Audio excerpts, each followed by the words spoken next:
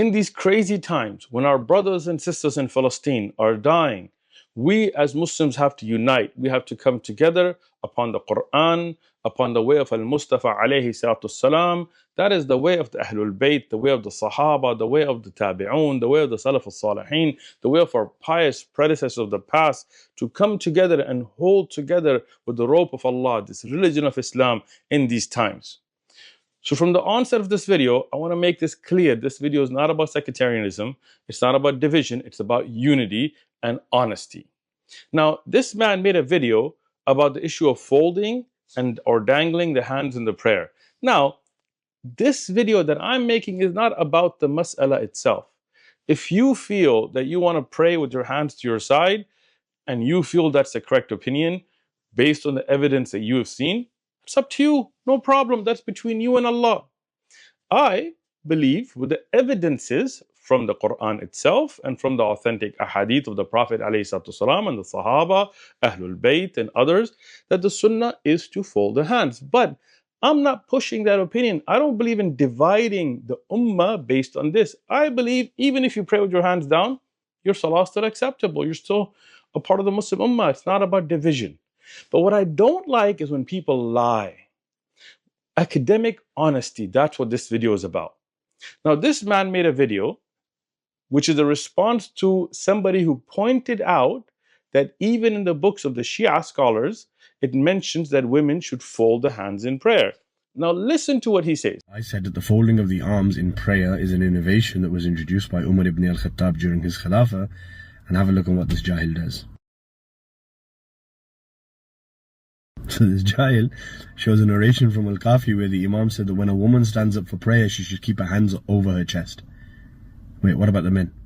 Like, you can't just show a narration about women and their position of prayer and then generalize and say, oh, your Imams are saying that you should pray with your hands on your chest.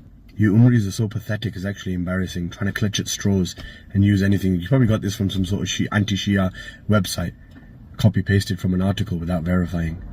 The hadith speaks about women, not men, so your point is invalid. And also, your men, Sunni men, you don't even place your hands on your chest. So the Holy Prophet ﷺ never folded his arms in prayer. The Ahlul Bayt ﷺ never did it. The companions never did it. It was something that Umar introduced, and then it was popularized during his Khilafah. The first thing I want to point out is that he is admitting that according to Shia scholars, women are supposed to fold their hands on their chest in prayer. And he is saying that this was never done by the Prophet ﷺ or the Ahlul Bayt or any of the Sahaba, men, women, none of them. So why would you tell women to pray in a way that you're claiming was a Umari bid'ah? You're saying that Umar ibn Khattab radiallahu anhu started this, which is wrong, but this is your claim. But let's take that at face value. Let's say, okay, if you are right, then why would you tell your women to follow the innovation of Umar? That makes no sense. Now, whether you fold your hands or don't fold your hands, personally, I'm not going to argue with you on this issue, right? If you feel this is the way of the Prophet ﷺ, then that's between you and Allah. But don't lie. The lie that's being told is this. We look at Nail al-Awtar, volume 2, page 203, and we look at Awn al-Ma'bud, volume 2, page 322. Both of these books, Sunni, they state that Ibn Mundhir, who was Bukhari's teacher, he says that, and he records a tradition or a statement from Imam Shawkani, where he says, within Ahl Sunnah, there is no single proven tradition from the Holy Prophet, peace be upon him and his family, in regards to folding of the hands in prayer. Okay, wait. I'm going to have to stop him there. Listen to what he's saying. And again, if you follow the Shia manhaj, if you are following that methodology, just listen to this man and see how your imams, your people that are calling towards Shiaism are lying to you. We're going to point this out. He's quoting a book called Nail al-Awtar, and I have the book here myself. Okay, every book that I'm going to mention to you, I have looked at the hard copy. It is present in my personal library, and I'm going to show you scanned pages from it. So he's saying that in this book, Nail al-Awtar, again, his mispronunciation of Awtar instead of Awtar, I'm not going to get on. His incorrect reference to page numbers, I'm not going to get on. Why? People make mistakes, and I'm going to give him the benefit of the doubt. That's okay. But the lies, that's where I'm going to draw the line. And I'm going to put a counter up here to count the lies. Watch. The first thing he says is that in Nail al-Awtar, Ibn Mundhir quotes Imam Shawkani. And I'm going to play his quote again, just so you can be clear. Listen. Ibn Mundhir, who was Bukhari's teacher, he says that, and he records a tradition or a statement from Imam Shawkani. I'm going to put on the screen now. When was Ibn Mundhir born? He was born in 241 Hijri. When did he die? In 318 Hijri. When was Imam Shawkani born? He was born in 1173 Hijri. When did he die? In 1250 Hijri. So somebody that was born in 241 Hijri is quoting somebody that was born 1170 Hijri. That's like almost 900-year gap. Listen to it again. Mundhir, who was Bukhari's teacher, he says that, and he records a tradition or a statement from Imam Shawkani. So that is the first lie. Now again, it could be that he didn't actually check the reference, but that's what he was criticizing the other person for. The beginning of his video, he's mocking somebody, I don't even know who it was, that responded to his video saying, you probably got this off some website and you didn't check your... Okay, so first lie, Ibn Mundhir does not quote Ash-Shawkani in Nail al-Awtar. Let's keep going. Where he says, within Ahl Sunnah, there is no single proven tradition from the Holy Prophet, peace be upon him and his family, in regards to folding of the hands in prayer. Okay, now, I'm going to explicitly show you, and I have the book right here. It's actually not in the second volume, it's in the fourth volume, and his page numbers were wrong as well, but that's okay, different prints and so on. I'm going to show you, and I'm going to scan and put on the screen these quotes, okay? So this is the book he's referencing. Again, this is not me coming and saying, oh, you should fold the hands, and if you don't fold the hands, this. This man is saying there's not a single narration that shows amongst the Ahl Sunnah to fold the hands. That's what he's saying. Listen to him again. Within Ahl Sunnah, there is no single proven tradition from the Holy Prophet, peace be upon him and his family, in regards to folding of the hands in prayer. I just wanted to be explicit. Okay. This is the actual book. By the way, Imam al-Shawkani, the great scholar from Yemen, current day Yemen, he was a Shi'i. He was a Zaydi Shi'i. And he was a scholar amongst the Shia. And you can go look him up. And upon his research of the Quran and authentic ahadith, he became from the people of the Sunnah. He became a Sunni. Imam al-Shawkani, the one he's quoting, by the way.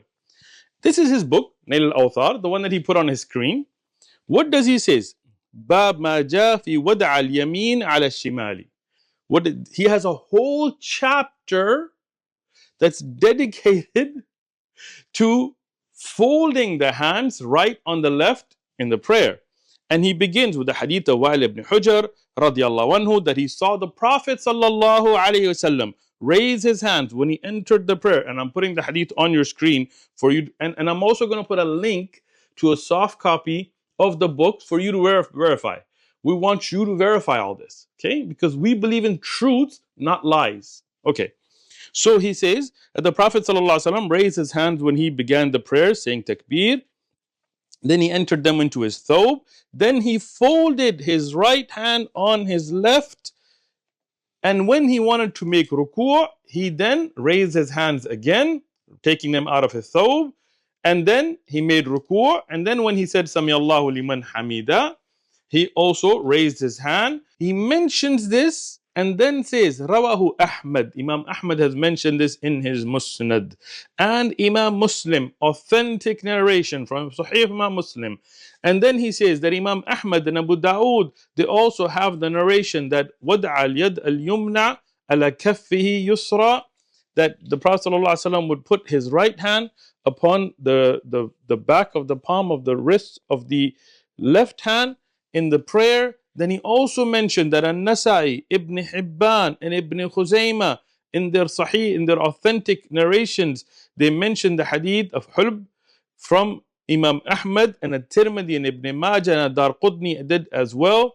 He discusses that narration on the next page, which is on your screen now. Hadith of Hulb is Hasan. It is a reliable narration, as At-Tirmidhi has mentioned. Then he mentions from Ghatif ibn Harith in the Musnad Imam Ahmad, then also from Ibn Abbas with Darqutni and Al-Bayhaqi and Ibn Hibban and Al-Tabrani. And then he continues about Ibn Umar and Hudayfa and Abu Darda and Jabir from Imam Ahmad and Zubair. And then he mentions from Aisha radiallahu anha, and he says that narration is authentic, and Shaddad and others. And he continues. Now, after mentioning from Uqba, from Mu'ad, from Abu Huraira radiallahu anhum, and he mentioned Uqba, that one is Hasan as well. From Hasan al-Basri Mursalan, from Ta'us Mursalan, from Sa'd ibn Sa'ad, and that one is in al-Bukhari, from Abdullah ibn Mas'ud. He mentions all these narrations, mentions the authentic ones, points out the weakness of the weak ones for support, and so on. How can you say Ash-Shawkani is saying the Ahlul Sunnah don't have a single narration, but look at the book, tons of narrations, and he is so fair. Ash-Shawkani, the ones that are sahih, he points them out, the ones that have some weaknesses, he points them out, but no doubt based on authentic ahadith. And he mentioned it from Ahlul Bayt, from Ali radiallahu, from Aisha radiallahu anha, from Abdullah ibn Abbas radiallahu anhuma, and others. Where do your lies end? Where does the truth begin? Okay, let's look at the quote of Ibn Mundhir that is in a Nail al-Awthar. Okay, not Ibn Mundhir quoting Ash-Shawkani, because Ash-Shawkani is the one who wrote Nail al-Awthar and was 900 years later. But now he says these ahadith point towards, and it's on your screen, about that is mashru', it is an Islamic practice that is legislated to fold the hand, right hand upon the left, and this is the opinion of the Jamhur, the vast majority take this opinion. But he mentioned that Ibn Mundhir has mentioned from Ibn Zubair, from Hasan al-Basri, from Nakha'i about leaving the hands on the side, that not folding the right on the left, and this was reported by An-Nawawi upon the authority of late Ibn Sa'ad. Now, the honesty that we believe in, we quote this, we're not going to hide anything from you. Now, what does he say?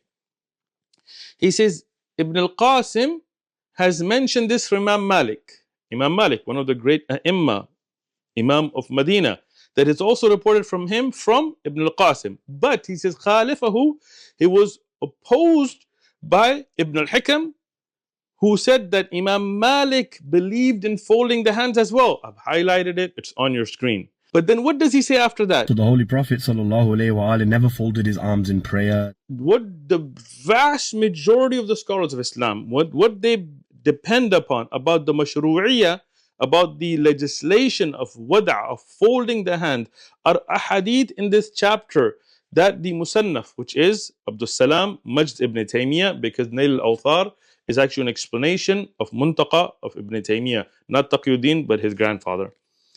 So he says that the majority that take the opinion to fold the hand have 20 different authentic chains, 20 chains from 18 Sahaba, from 18 different Sahaba and Tabi'un, right there.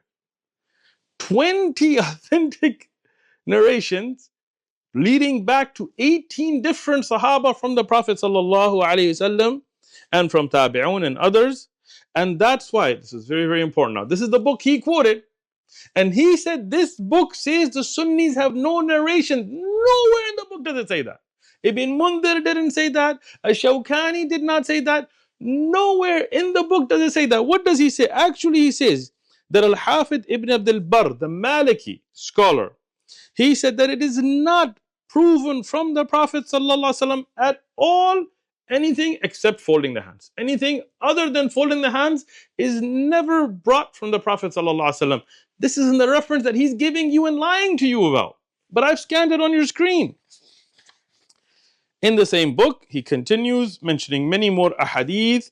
Now, there is a very important statement here, and this is on the screen right now for you, which is, he says the hadith, it shows why ulama have istidlal and have derived from these ahadith wujub wad' al yadayn. He says the hadith of Sahal ibn Sa'ad, which is in Sahih al-Bukhari, authentic hadith, which is that we were ordered in the time of the Prophet ﷺ, as Abu Hazim has clarified, to fold the hands right on left in the prayer. Then Ash-Shawkani says that this is not just something mustahab, it is wajib. Now, I don't take that view. I just say, it's mustahab, it's good to do it. If you don't do it, your salah is fine. But Ash-Shawkani, who he's lying about, actually says that it is obligatory to fold the hands. Why would he lie to you like this? Why would he not look up the book? Okay. He continues that this obligation to fold the hands in prayer is reported from Ali ibn Abi Talib radiallahu anhu, Amirul Mu'mineen from Ahlul Bayt, Ali ibn Abi Talib radiallahu anhu, alayhi salam, that Ahlul Bayt Sahabi. Bayt alayhi salam never did it, the companions never did it. Ali radiallahu anhu made tafsir of the ayah of the Quran, فَصَلِّ لِرَبِّكَ وَانْحَرْ, to say this means to fold the right on the left. And Ad-Darqutni and Al-Bayhaqi and Al-Hakim has mentioned this in his authentic narration. And he says this is أحسن ما يروي في تاويل الآية. This is the best, the strongest narration explaining this ayah. Again, this is not my opinion. I'm showing you from the book, and I've scanned it there. And he said, Al-Bayhaqi has also mentioned this from Abdullah ibn Abbas radiallahu anhuma. Ahlul Bayt. Ahlul Bayt. May Allah be pleased with them and love them as we love them. Ahlul Bayt are telling you, the Quran tells you to fold the hands. It's on your screen. And this is not me. This is the book he was referencing. Imam Malik, he prayed with his hands unfolded and said, this is how the Prophet prayed. And the entire city of Medina prayed with their hands open. So Imam Malik himself, and I'm going to put a link to the Muwatta Imam Malik in the description. He has an entire chapter in his Muwatta about folding the hands in prayer from the people of Medina.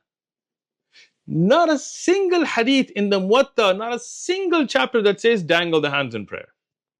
And Imam Malik's style of writing, if he saw the people of Medina doing something opposite to that which was narrated, then in the Muwatta he would write that this is what is narrated, but the people of Medina did opposite to it. But he did not say that about folding the hands. And I'm putting a link to the Muwatta Imam Malik. Check it out yourself.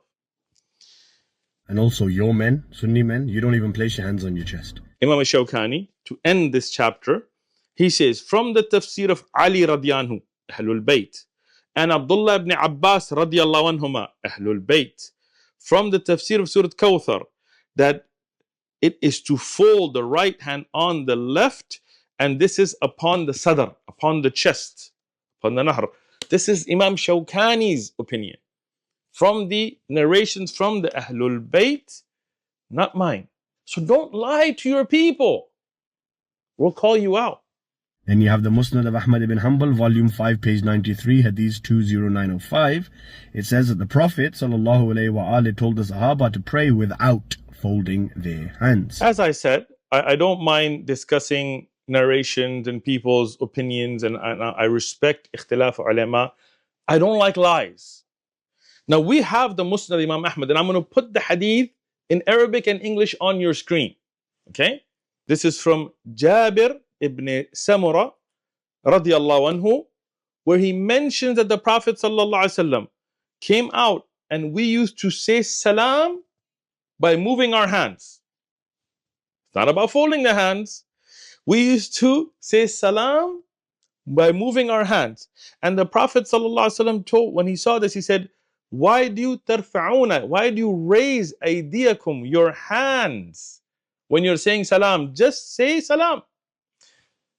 It's not about folding the hand. There's no wad'a mention. Tarfa'un, raising the hands. Now some people said this about raf'ul yadayn, but as you can see that this is about taslim, about, when you say salam alaikum rahmatullah, salam alaikum to end the salah, the Sahaba, they would raise their hands and shake the hand of the person next to him saying salam, and shake the hands. So the Prophet ﷺ told him, why do you move your hands like the tails of stubborn horses? Instead, just turn and say salam. And that's what we do. But that hadith does not mention folding the hands at all. You are lying. That's a lie. It's not even a mistake. Change the counter. It's a lie. Don't lie. We'll catch you. Ibn Hajar al-Asqalani, in his book known as Talkhis al-Habir fi Takhrij al-Ahadith, he states on volume 1, page 333, in Bab Sifat al-Salat, he says that the Prophet ﷺ would stand up for his salah, he would raise both his hands towards his ears, he would say the takbir, and then he would drop his hands. So here again, the Prophet's not folding his arms, is he? Okay. Again, we have the books. I'm going to put it scanned on the screen. Every book, one of these books is in my library. So you're not going to be able to lie to us like this. You're lying. Ibn Hajar mentions no such thing. Let's look at the actual book, and I'm scanning it. The first thing Ibn Hajar begins with is a narration from Abdullah ibn Abbas radiyallahu anhuma, Ahlul Bayt, Sahabi, Abdullah ibn Abbas, that the Prophet ﷺ said that we the Prophets were ordered eat the suhoor late, close to the time of Fajr, not past Fajr, but to delay it, and to hasten the iftar. That when Maghrib comes in, immediately you make the iftar, and to fold the hands right over the left in salah. This is in the book you are lying about. Talkhis. I'm putting a link to the actual book in the description. I'm putting a scan of the book on your screen. This is the first thing. Then he continues with the hadith, which we have mentioned already, from Wa'il ibn Hujr and others, that the Prophet ﷺ used to fold the hands right on the left. Then he mentions Ibn Umar and Hudayfa and Abu Darda and Abu Huraira and Wa'il ibn Hujr, and he mentions all these narrations here. So the narration that you are lying about, right there on your screen now, Ibn Hajar mentions in Al-Talkhis, is from Tabrani, from Mu'adh radiyallahu anhu. First thing to point out, what does the narration say? It mentions that the Prophet ﷺ, when he wanted to begin the prayer, he would raise his hands in line with his ears. Then he would say takbir. Then he would put his hands down. And when he wanted to recite the Quran, then he would fold the hands right on the left. It's on the screen right there. You lied. You cut the hadith. You mentioned about raising the hands, putting them down, and then you cut it. You're lying. It's right there. The hadith doesn't mention he raised his hands and left them down. No, he lowered them and then folded them. It's right there. Full disclosure, this hadith is weak anyway. There is a liar in the chain. It's right there. Right? As Shu'bah has pointed out, as Ibn Hajar has pointed out. But I'm not quoting this hadith, you are. But what you're doing, even this weak narration, you're cutting it. You're not showing the full hadith. And the same book that you're quoting, Al-Ghazali is quoted by Ibn Hajar there saying that lowering, it's right there on your screen, that lowering the hand, according to scholars of hadith, means that he lowered them to his chest level. Not, it means he raised them, then he lowered them when he wanted to recite, folding his hands on his chest. Nowhere in that entire book does it say that the Prophet ﷺ left the hands down during the whole salah. Nowhere. If you raise the hands and then you lower them first and then you fold them before reciting the Quran in the rak'ah, that's fine. But don't lie. The question arises, where did the folding of the hands come? Because the Prophet never did it. He prohibited it. Where did it come from? It comes from your Prophet, Umar ibn al-Khattab, yes? We look at Ibn Uthaymin says that the Sunnis insist on following an innovation by Umar, folding of the arms during prayer inspired by a Zoroastrian tradition. Okay, this is just going too far. I don't even know what to say, to be honest. This is such a blatant lie. It is such a explicitly blatant lie. If you're Shia and you're watching this, go look up Shaykh Ibn Uthaymin.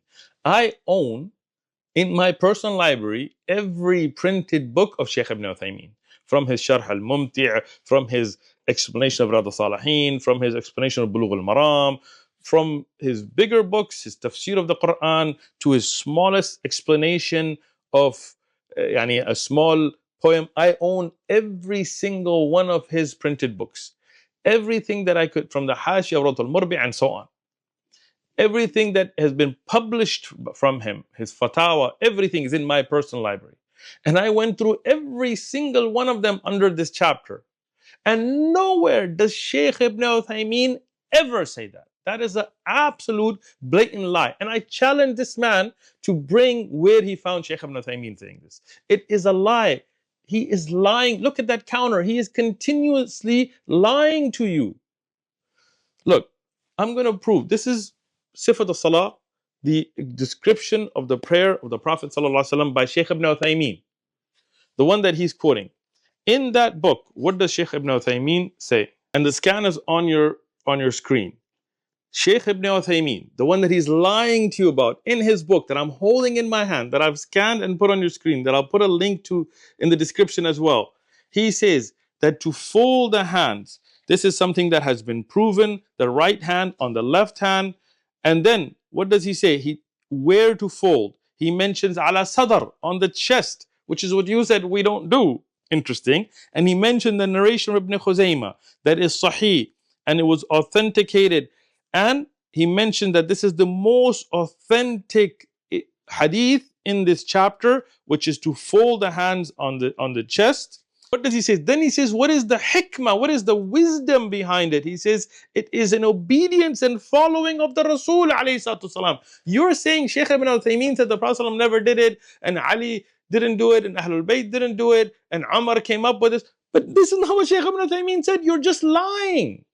You can hold any opinion you want. You can do whatever you want. That's between you and Allah. But don't lie. This is an absolute lie. Shaykh Ibn Uthaymin did not say that. In fact, I've scanned it. I put it on your screen. The opposite. He said this is obedience and following the way of the Prophet ﷺ.